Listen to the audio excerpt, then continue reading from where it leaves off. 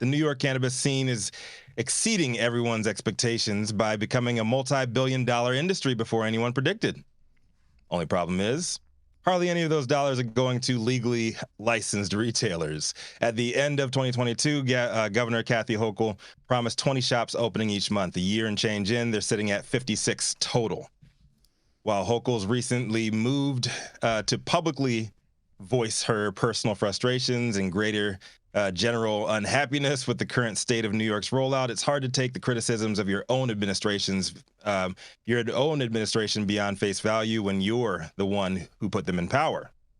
Earlier this month, Hochul signaled changes could be coming to the state cannabis office at a presser in Syracuse. Here's what she said. "I'm not satisfied. I want more enforcement. I am looking at leadership. I'm looking at opportunities to make major changes." Per Politico's reporting, she's also already stepped up her own involvement by hiring a new staffer to focus solely on cannabis, foreshadowing further cannabis leadership and enforcement changes while pushing the Cannabis Control Board to cancel its January meeting. Uncharacteristically harsh criticism from the governor's office could mean bigger changes are on the way. But she also faces massive political risk if she can't turn it around in time, because let's face it, New York is a troubled state agency, and alleviating that growing displeasure in the industry over the slow pace of market rollout is a tall task. But there's a few issues with what's going on here. Hochul's placing a lot of blame on her predecessor, the disgraced former Governor Andrew Cuomo. But she appointed the state's top cannabis officials after Cuomo's resignation. These are her people that are in place right now. In the article, Zhang points out if the state stuck with Hochul's original 20 dispensary a month timeline, there would be 280 dispensaries open by now, or 220 if you factor in that 3-month court-ordered injunction on dispensary openings. There are promises being made that are not being kept, said Kayleen Castetter, managing director of the industry lobbying firm Castetter Cannabis Group. While officials are quick to blame the courts for the slow rollout of regulated stores, the state has been sued at least 10 times, and the licensing process has twice been held up by injunctions. That's far from the only issue. Hochul's office avoided saying what specific changes are coming, but the governor made her desire for new leadership very clear. Meanwhile, municipal officials are also fed up with the boom in illicit marijuana stores in their communities. Growers are sitting on old harvests, struggling to sell their crops and plan for the future with so few dispensaries open to distribute to. Processors are dealing with the THC potency tax. Retailers have to compete with trappers outnumbering their efforts 10-1. Everyone's dealing with their own pile of shit. But the one thing they can all agree on is that the Office of Cannabis Management needs to do a better job of communicating.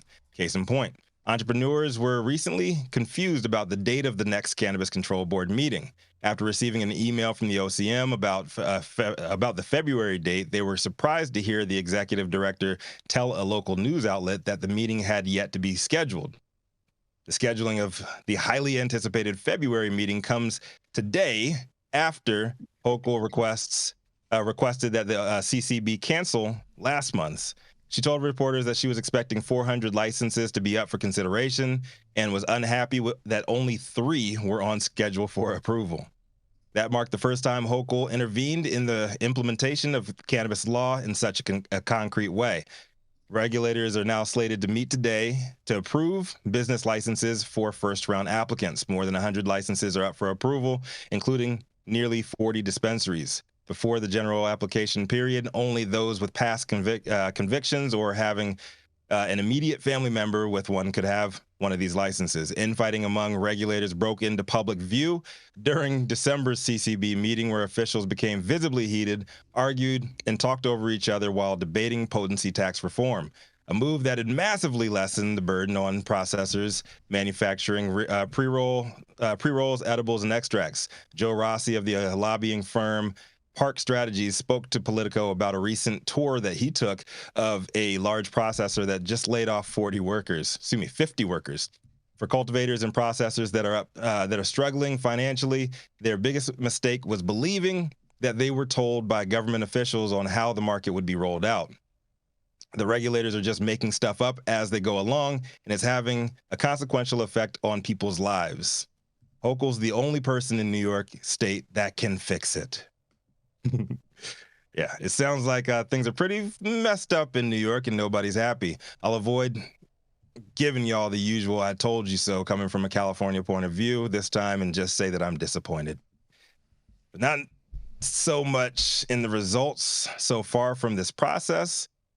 That was expected. My disappointment's more about y'all being naive enough to believe that one person, Kathy Hochul, her stern words, clenched fists, and a promised shuffling of the deck at the CCB will be enough to get things back on track and ultimately hand an undefeated trap, its first lost in the history of capitalism.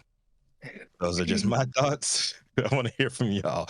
Will Kathy Hochul and her new plan to be released this morning be the silver bullet needed to slay the previously unslayable trap beast and fix the rest of New York cannabis problems too? Let's talk about it. I'm Rico Lamitte, the dopest dad on the street. High 9 News. What say you, everybody? New York? Oh, they can get fixed today? Man, New York has zero chance of getting fixed.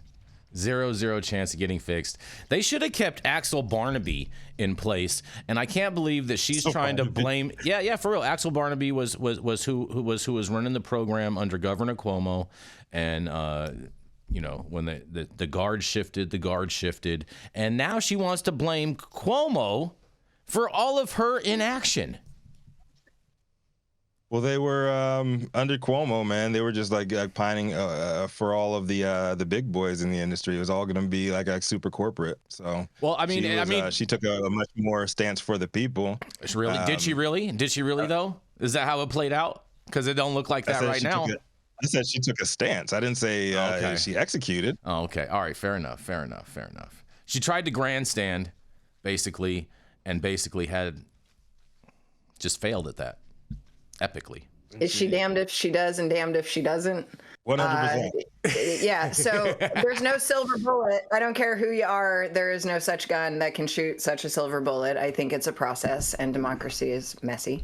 Yeah. And I'm glad that she noticed there's a problem and is saying there's a problem, because when they ignore the problem, it never gets better. Mm-hmm. So you can call it grandstanding or you can call it addressing the issue aloud. And I agree with Rico. Let's see what she does with it. And I think it starts with education. Learn what you're regulating, folks, because some of these regulations that you slap on are dysfunctional at best, non-starters a lot of the time. And right. I mean, even just a recent law that I saw in Michigan around how one educates themselves restricts social equity grants to only accredited institutions. Well, guess who's not allowed to talk or teach about the practical applications of how to break the Schedule I law?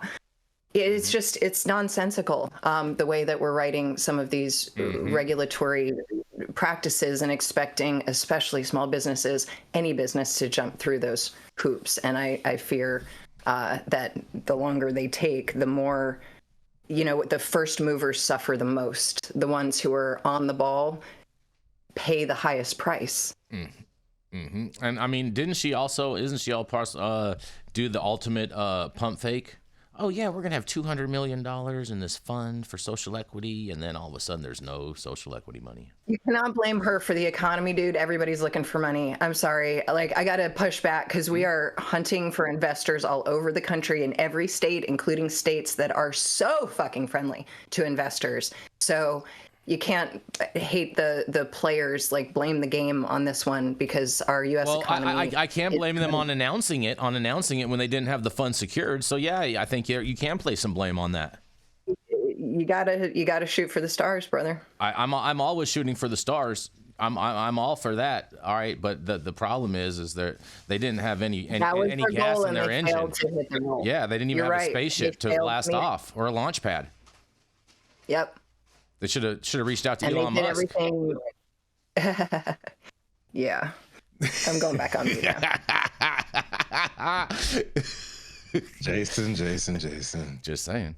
I mean, what do you guys think of this, doctors? I don't blame the government. They got a difficult job. I mean, this is historically difficult because we're trying to convert an illegal industry to a legal industry, and that's going to be a problem. The biggest problem to me is, and the best way to beat the trap is quality assurance. People don't buy their milk off the street because they know that the milk in the store is pasteurized and regulated and safe. And so if they make cannabis more regulated, if they put laws for quality assurance for the products, then the products that are sold at the store will become better than the products on the street, and then people will go to the store. That's how I would beat it. It's using the carrot rather than the stick. Mm-hmm. Carrots and sticks. Just beat them with sticks. Dr. Mark, are you getting some good product out in those New York streets?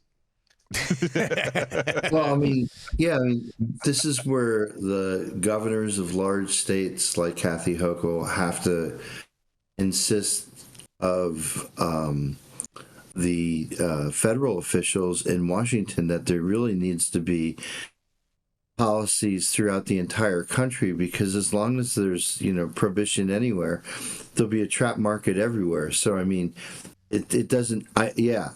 Like Dr. T said, I don't know how you snuff out the trap market in Manhattan. It's everywhere. It's pervasive. It's always been there. Now they just have big neon signs to point it out. Yeah. It's kind of like I guess it's probably similar to the end of alcohol prohibition, right, Dale? So there was this huge rush and efforts to sort of regulate and standardize, and it took maybe about 10 or 15 years for all those kind of things to iron out at the end of alcohol prohibition, right, Dale? 2022, actually, Doctor, is when the last prohibition law was repealed in Mississippi. 2022. Just saying. Mm-hmm. Oh, Jeez. boy. New York. It takes a while. And this is local control at its best. Yep. Like anyone that remembers driving across county line to get beer as a teenager, this is what we're talking about. It's because of the blue laws coming out of prohibition. This is also, though, I'll just point out, where Jack Daniels, where the Kennedys got their money. There's a longer list, but back to you, Bob. Yeah, and on that, we're going to go to a commercial, and we're going to be right back because Rico wants to follow some money.